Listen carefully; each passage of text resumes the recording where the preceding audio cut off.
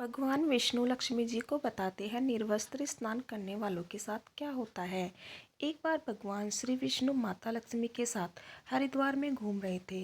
माता लक्ष्मी ने देखा कि सारे मनुष्य गंगा में नहा नहा कर हर हर गंगे कहते जा रहे हैं, परंतु सभी लोग दुखी और परेशान हैं। तब माता लक्ष्मी ने बहुत ही आश्चर्य से भगवान विष्णु से पूछा, स्वामी, गंगा में इतनी बार स्नान करने पर भी इनके पाप और दुखों का नाश क्यों नहीं हुआ? क्या गंगा में अब सत्यता नहीं रही? भगवान विष्णु बोले, गंगा में तो वही सत्यता है, परंतु इन लोगों ने पाप नाशिनी गंगा में स्नान ही नहीं किया, फिर इन्हें लाभ कैसे मिलेगा? माता लक्ष्मी ने आश्चर्य से कहा कि स्नान कैसे नहीं किया? सभी तो हमारे सामने नहाकर जा रहे हैं, अभी तक तो इनके शरीर भी नहीं सूखे हैं।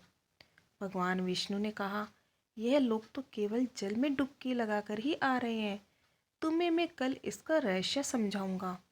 दूसरे दिन बहुत ही जोर से बारिश होने लगी। सारी गलियां कीचड़ से भर गई। एक छोटे रास्ते में एक बड़ा सा गड्ढा था। चारों ओर कीचड़ भरा हुआ था और भगवान विष्णु ने लीला रची।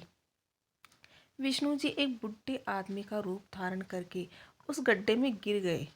लक्ष्मी जी को उन्होंने समझाकर पास में बैठा दिया कि देखो, तुम लोगों को सुना सुना कर यह पुकारते रहो कि मेरे बुढ़े पति अचानक गड्ढे में गिर पड़े हैं, कोई पुण्य आत्मा इनको बाहर निकाल कर इनके प्राण बचा लो और हम दंपति की सहायता करें।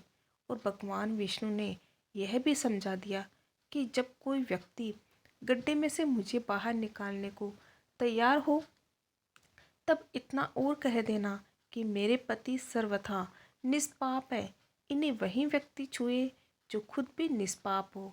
यदि आप निष्पाप है तो उनके हाथ लगाए, नहीं तो उनके हाथ लगाते ही आप स्वयं भस्म हो जाएंगे।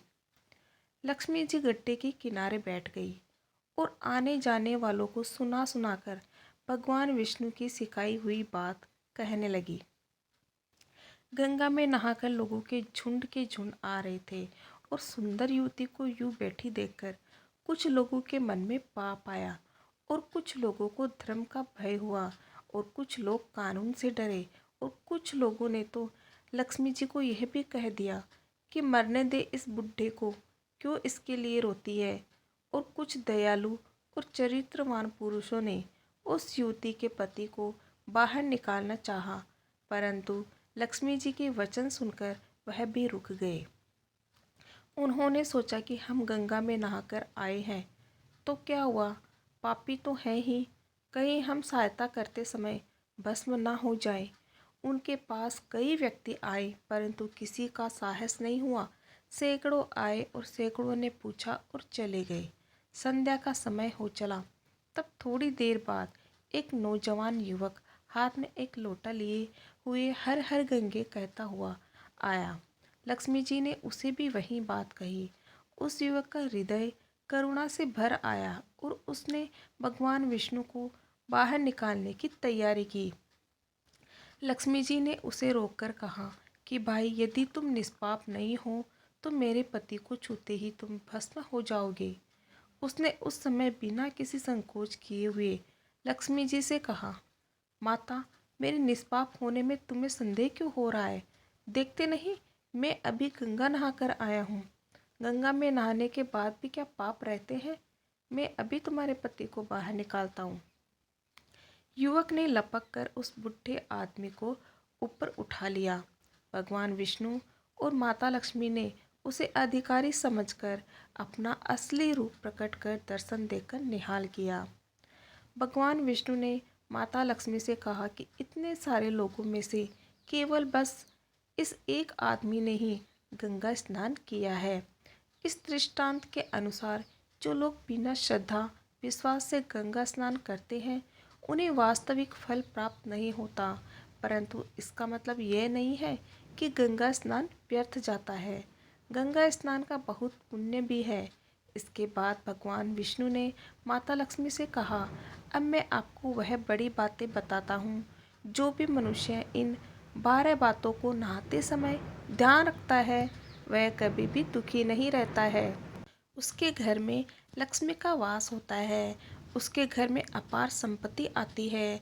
घर में कभी भी लड़ाई झगड़ा नहीं होता है। उसका पूरा परिवार हंसी खुशी जीवन व्यतीत करता है। भगवान विष्णु बताते हैं, प्रिय, यह 12 बातें बताने के बाद मैं एक और बात बताऊंगा कि जो औरतें कपड़े खोलकर नहाती है उनके लिए यह बात बहुत महत्वपूर्ण है।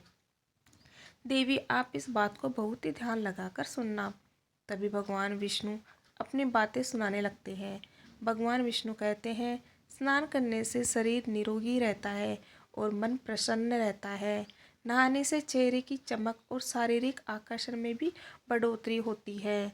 अगर इस नित्य क्रम के दौरान कुछ बातों का ध्यान रखा जाए तो आध्यात्मिक से भी ज़्यादा लाभ पाया जा सकता है। नहाने के कार्य में इन बातों का ध्यान जरूर रखा जाना चाहिए। पहला है, स्नान करने के बाद शुद्ध होकर पूजा पाठ आदि सभी कार्य करने के योग्य बनते हैं, इसलिए सुबह को ही स्नान कर लेना चाहिए। दूसरा है, शास्त्रों में कहा गया है कि स्नान करने से कई गुणों की प्राप्ति होती है, जैसे रूप, तेज, बल, पवित्रता, आयु, आरोग्य, सुविचार, निरोध और मेधा। चौथा है, धन, पुष्टि व आरोग्य और स्वास्थ्य चाहने वालों को हर मौसम में और हर दिन स्नान करना चाहिए। चौथा है, शास्त्रों में कहा गया है कि सुबह स्नान करने से पाप का नाश होता है और पुण्य मिलता है। ऐसा कहा गया है कि सुबह नहाने वालों के पास नकारात्मक शक्तियाँ नहीं भटकती है, इसलिए सुबह स्नान करना ही उचित है। पांचवा है, बीमारी की हालत में सर के नीचे ही स्नान करना चाहिए अथवा गीले कपड़े से शरीर को पोंछ लेना एक तरह का स्नान ही कहा गया है।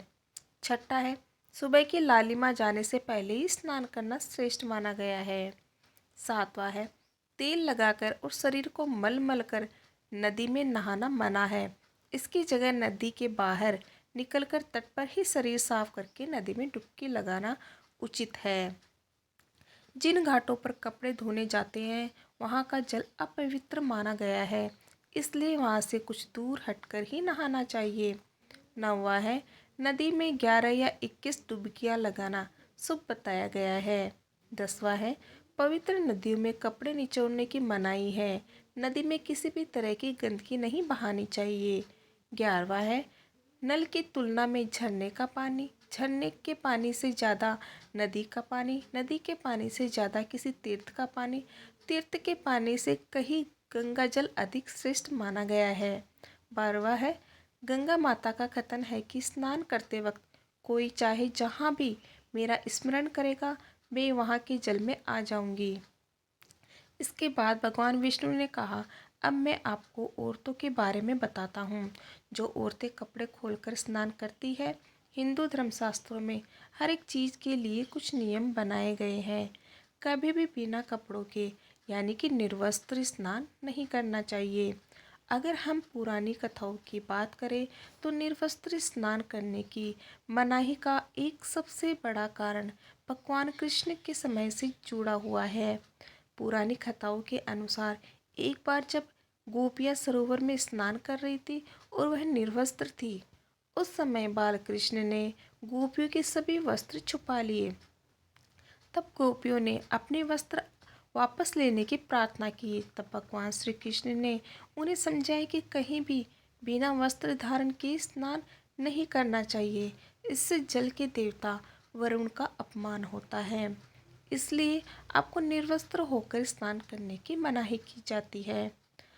अगर आप नहाते समय यह सोचते हैं कि बंद कमरे में आपको कोई नहीं देख रहा है तो ऐसा गलत है, क्योंकि ईश्वर आपको हर जगह पर देखते हैं।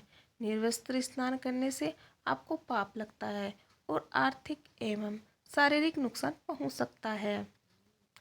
यदि आप निर्वस्त्र स्नान करते हैं तो आपके शरीर पर नकारात्मक ऊर्जा प्रवेश करती है और आपकी मानसिकता भी नकारात्मक हो सकती है। इसलिए हमेशा आपको यही सलाह दी जाती है कि आप नहाते समय कोई एक कपड़ा जरूर धारण करें, लेकिन बिना कपड़ों के स्नान नहीं करें, तभी आपके लिए बेहतर होगा। निर्वस्त्र स्नान करने से शरीर की सकारात्मक ऊर्जा शरीर से बाहर निकल सकती है और इसका प्रभाव आपके शरीर के साथ आपके मन और मस्तिष्क पर भी होता है। गरुड़ पुराण के अनुसार जब आप स्नान करते हैं तब आपके पितृ यानी मृत पूर्वज आपके आसपास ही मौजूद होते हैं। यदि आप निर्वस्त्र स्नान करते हैं तो आपको पितृदोष लग सकता है, इसलिए कभी भी निर्वस्त्र स्नान नहीं करना चाहिए।